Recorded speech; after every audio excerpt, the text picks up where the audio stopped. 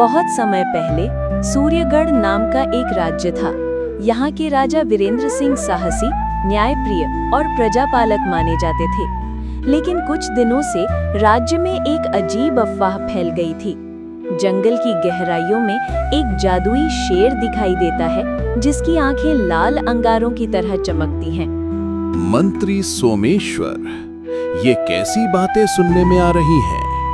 लोग कहते हैं जंगल में कोई जादुई शेर घूम रहा है। मैं ये जानना चाहता हूँ कि ये मात्र भ्रम है या इसके पीछे कोई सच्चाई छिपी है। महाराज, मैंने कई ग्रामीणों से सुना है। उनका कहना है कि रात में उन्होंने एक शेर देखा जिसकी देह से रोशनी निकल रही थी और आंखें खून जैसी लाल थी। ये साधारण शेर नहीं हो सकता। अगर ऐसा कोई प्राणी है तो हमें उससे भयभीत होने की जरूरत नहीं है, बल्कि उसके अस्तित्व का कारण समझना होगा। हर रहस्य में या तो खतरा होता है या वरदान। स्वामी, मैं जानती हूँ कि आप वीर और निर्भीक हैं, परंतु ये मामला साधारण नहीं लगता। कई बार जादुई प्राणी छल भी करते हैं। मैं आपसे निवेदन करती हूँ कि आप सावधानी बरतें। मालिनी, चिंता मत करो। मैं ये कदम राज्य के लिए उठा रहा हूँ और मैं अकेला नहीं रहूंगा। अर्जुन और भीमसेन मेरे साथ होंगे, लेकिन सत्य की खोज करना ही मेरा धर्म है। महाराज, मैं आपकी ढाल बनूंगा। चाहे कैसी भी कठिनाई सामने आए, मैं पीछे नहीं हटूंगा। और मैं अपनी तलवार से उस हर बाधा को काट दूंगा जो आपके सामने आएगी। हम दोनों आपके साथ हैं। सभा समाप्त हुई, पर सबके मन में एक अजीब सी बेचैनी थी। उसी रात महल की बालकनी में चांदनी के नीचे राजा और रानी अकेले खड़े थे।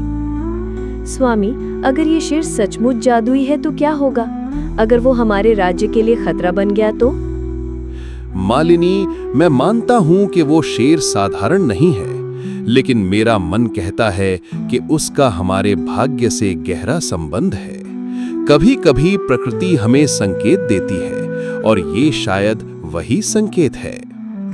तो कम से कम इतना वादा कीजिए कि आप बिना सोचे समझे उस पर हमला नहीं करेंगे। मैं वादा करता हूँ, तलवार तभी उठेगी जब वो हमें नुकसान पहुंचाएगा। पहले मैं सत्य जानने की कोशिश करूंगा।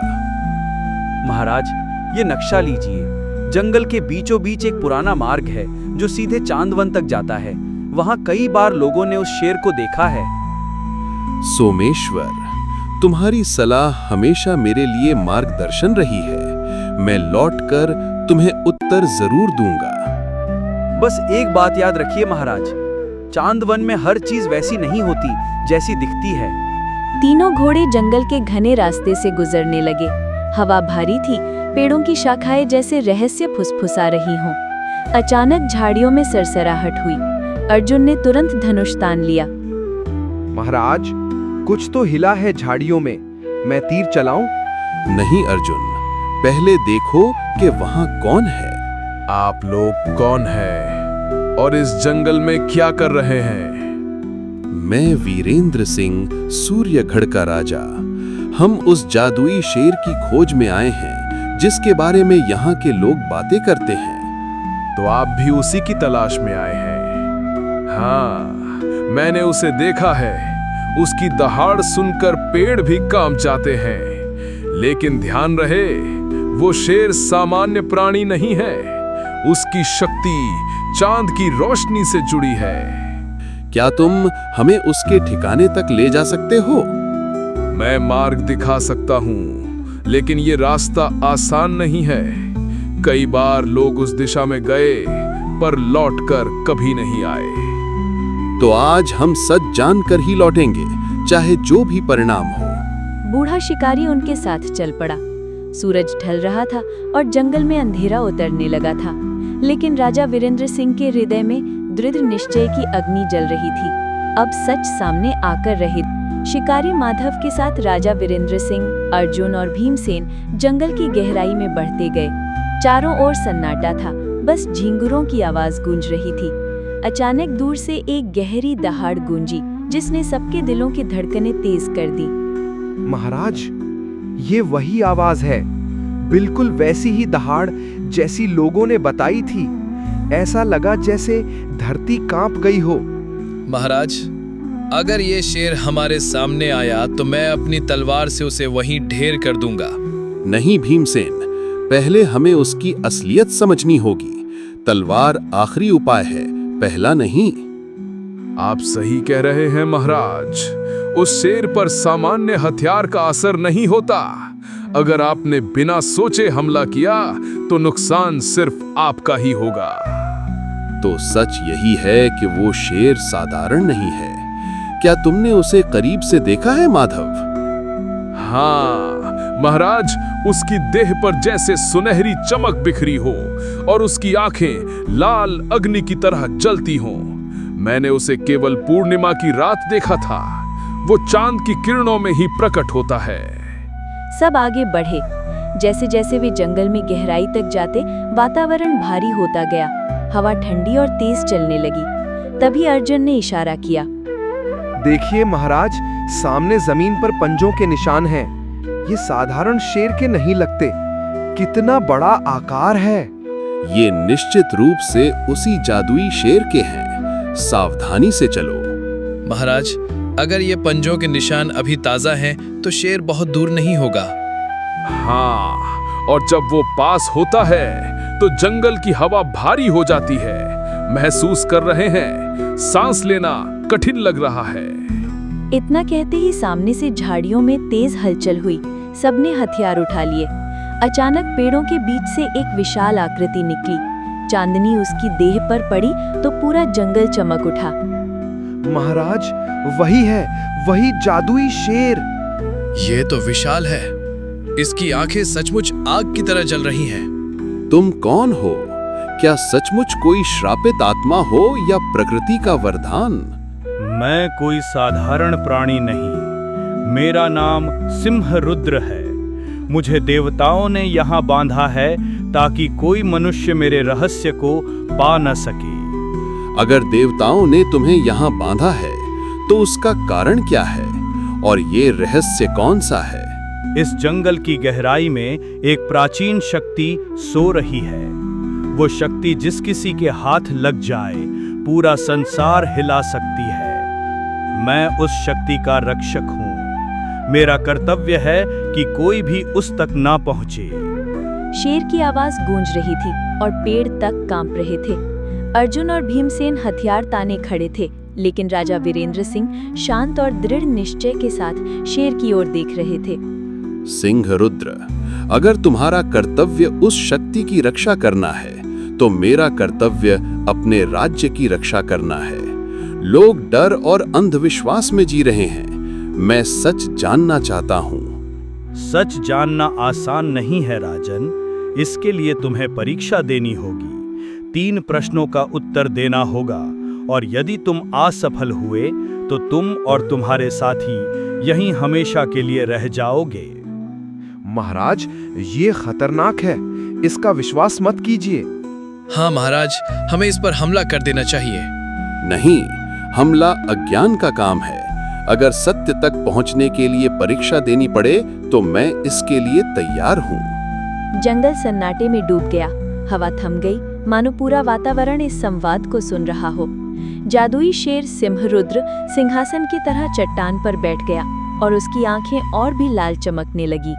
अब असली परीक्षा शुरू होने वाली थी। जादुई शेर सिंहरुद्र की आंखें लाल चमक रही थी। पूरा जंगल उसकी उपस्थिति से थर्रा उठा। राजा वीरेंद्र सिंह शांत खड़े थे। उनके साथी अर्जुन और भीमसेन बेचैनी से चारों ओर देख रहे थे। परीक्षा का समय आ गया था। राजन, ये पहली परीक्षा है। मैं तुमसे एक प्रश्न पूछूंगा। उत्तर सत्य और हृदय से दो। यदि छल किया तो तुम्हारा अंत निश्चित है।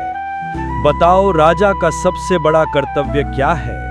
क्या अपने राज्य की समृद्धि बढ़ाना, अपने परिवार की रक्षा करना या अपनी आत्मा का उद्धार करना?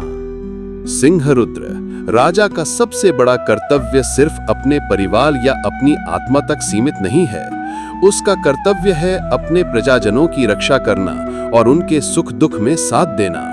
यदि प्रजा सुरक्षित और प्रसन्न है तो परिवार भी सुरक्षित है और आत्मा भी शुद्ध। प्रजा का सुख ही सच्चे राजा की पहचान है। तुम्हारा उत्तर गंभीर है राजन। कई राजा अपनी शक्ति या अपने परिवार के मोह में बंध जाते हैं। तुमने सही कहा, प्रजा ही असली ताकत है। पहली परीक्षा में तुम सफल हुए। महाराज, आपने तो बड़ी आसानी से उत्तर दे दिया। लगता है ये शेर उतना भयावह नहीं जितना हमने सोचा था। मूर्ख योद्धा, ये सिर्फ आरंभ है। परीक्षा अभी बाकी है। सरल समझकर भूल मत करना। शेर की आवाज से पूरा जंगल गूंज उठा। कुछ ही क्षण बाद दूसरी परीक्षा आरंभ हुई। अब दूसरी परीक्षा है, बलिदान की परीक्षा। बताओ राजन, यदि तुम्हें अपने प्राण देकर अपनी प्रजा को बचाना पड़े तो क्या तुम ऐसा करोगे? याद रखना, उत्तर के साथ तुम्हारा मन भी तौला जाएगा। सिंह रुद्र, ये प्रश्न मेरे लिए कठिन नहीं। राजा का जीवन प्रजा का ऋण है। यदि मेरे बलिदान से हजारों लोगों की जान बच सकती है तो ये सौदा उचित है। मेरा जीवन राज्य के लिए है, न कि केवल मेरे लिए। महाराज, ये मत कहिए। आपके बिना राज्य अंधकार में डूब जाएगा। भीमसेन, राज्य किसी एक व्यक्ति पर नहीं टिकता। सच्चे राज्य की नींव उसके लोग हैं। यदि मैं गिर भी जाऊं तो कोई और उठकर राज्य को आगे बढ़ा सकता है, मगर यदि प्रजा न रहे तो राज्य भी न रहेगा। साहसिक और सच्चा उत्तर। तुम्हारी वाणी में छल नहीं, सत्य है। तुम दूसरी परीक्षा में भी सफल हुए। राजा का उत्तर सुनकर अर्जुन और भीमसेन गर्व से भर उठे, मगर शेर अब और गंभीर हो गया था। उसने अपनी अग्नि जैसी आंखों से राजा को घूरा और तीसरी तथा अंतिम परीक्षा शुरू की। अब अंतिम और सबसे कठिन परीक्षा। यदि तुम्हें शक्ति और सत्य में से एक चुनना पड़े तो तुम क्या चुनोगे? सोच समझकर उत्तर देना राजन। शक्ति से तुम अपने राज्य को बलवान बना सकते हो, दुश्मनों को मिटा सकते हो, और सत्य से तुम न्याय कर सकते हो। लेकिन कई बार सत्य राजा को अकेला कर देता है। बताओ, शक्ति या सत्य? सिंह रुद्र, बिना सत्य के शक्ति अंधी है। शक्ति यदि सत्य से बंधी ना हो तो वो अत्याचार बन जाती है। मैं हमेशा सत्य चुनूंगा। यदि मेरे पास सत्य है तो शक्ति अपने आप सही दिशा में काम करेगी। झूठी शक्ति लंबे समय तक नहीं टिक सकती। महाराज, आपने बिल्कुल वैसा ही कहा जैसा हम महसूस करते हैं। शक्ति अगर गलत हाथों में हो तो प्रजा ही पीड़ित होती है। हाँ महाराज, और यही कारण है कि लोग आप पर जान छिड़कते हैं। तुमने तीनों परीक्षाओं में सफलता पाई है राजन। अब मैं तुम्हें वो रहस्य बताऊंगा जिसे सदियों से कोई न जान सका। तुमने साबित कर दिया कि तुम्हारा हृदय राजा से बढ़कर एक रक्षक का है। शेर की आवाज अब पहले जैसी भयावह नहीं थी। उसमें गंभीरता तो थी, पर उसके साथ एक सम्मान भी झलक रहा था। जंगल की हवा अचानक हल्की हो गई, मानो प्रकृति भी राजा के उत्तरों से संतुष्ट हो गई। सिंहरुद्र की आंखें की आग अब धीमी हो गई थी। उसकी आवाज में गूंज तो थी, पर अब वो उतनी भयानक नहीं लग रही थी। राजा वीरेंद्र सिंह और उनके साथी अर्जुन व भीमसेन गहरी सांस लेकर खड़े रहे। उन्हें लगा कि अब असली रहस्य सामने आने वाला है। राजन, सदियों से मैं इस जंगल की रखवाली कर रहा हूँ। मेरा जन्म साधारण शेर का नहीं था। मुझे देवताओं ने रचा ताकि मैं इस भूमि की परीक्षा ले सकूं। बहुत से राजा आए, परंतु कोई भी सत्य और त्याग की कसौटी पर खरा न उतरा। केवल तुमने ये सिद्ध किया कि राजा का दिल सिंहासन से बड़ा और स्वार्थ से परे होना चाहिए। सिंह रुद्र, मैं तुम्हारी बात समझ रहा हूँ, लेकिन मुझे बताओ, ये रहस्य आखिर किस काम का है? प्रजा को इसकी आवश्यकता क्यों है? क्योंकि इस रहस्य में राज्य का भविष्य छिपा है।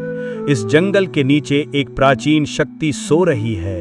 यदि वो दुष्टों के हाथ में पड़ जाए तो पूरा राज्य भस्म हो जाएगा।